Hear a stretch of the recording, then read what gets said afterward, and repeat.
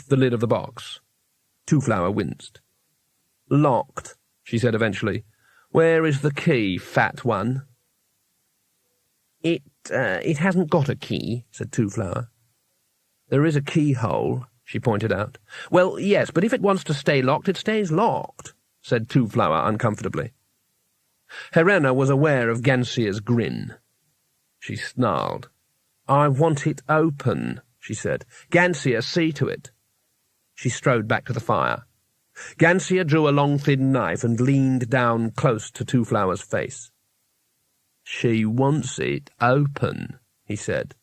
He looked up at the other man and grinned. "She wants it open, Weems." "Yeah." Gansia waved the knife slowly in front of Two-Flower's face. "Look," said Two-Flower patiently, "I don't think you understand. No one can open the luggage if it's feeling in a locked mood." "Oh, yes, I forgot," said Gansia thoughtfully. "Of course, it's a magic box, isn't that right? With little legs, they say. I say, Weems, any legs your side? No?"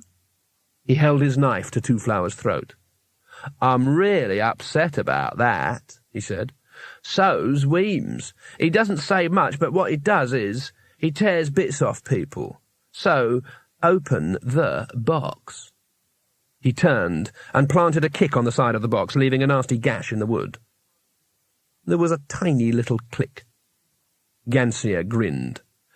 The lid swung up slowly, ponderously. The distant firelight gleamed off gold, lots of gold, in plate, chain, and coin, heavy and glistening in the flickering shadows.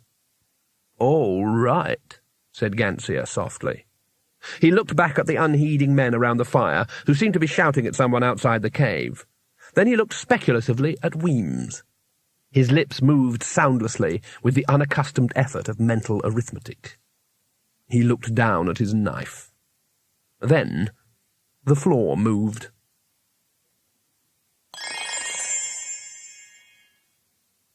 "I heard someone," said one of the men, "down there, among the rocks." Rincewind's voice floated up out of the darkness. "I say," he said. "Well," said Helena. "You're in great danger," shouted Rincewind. "You must put the fire out." No, said Helena. "You've got it wrong. You are in great danger, and the fire stays." "There's this big old troll." "Everyone knows trolls keep away from fire," said Helena. She nodded.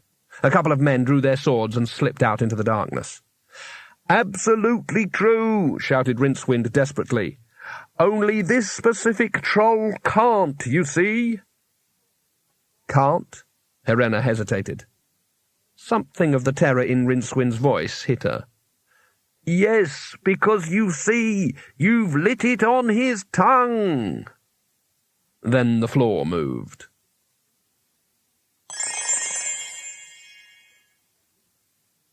Old Grandad awoke very slowly from his centuries-old slumber. He nearly didn't awake at all.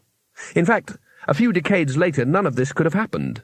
When a troll gets old and starts to think seriously about the universe, it normally finds a quiet spot and gets down to some hard philosophizing, and after a while starts to forget about its extremities.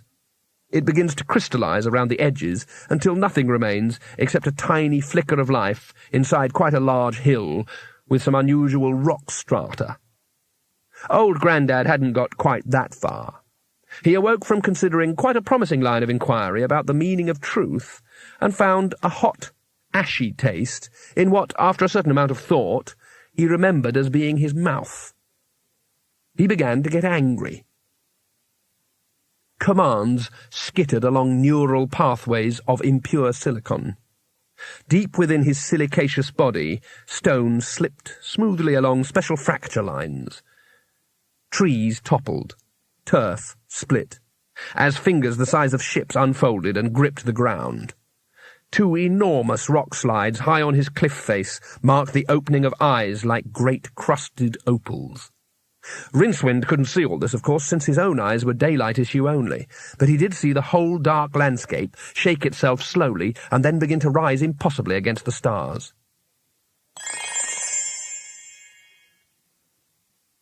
The sun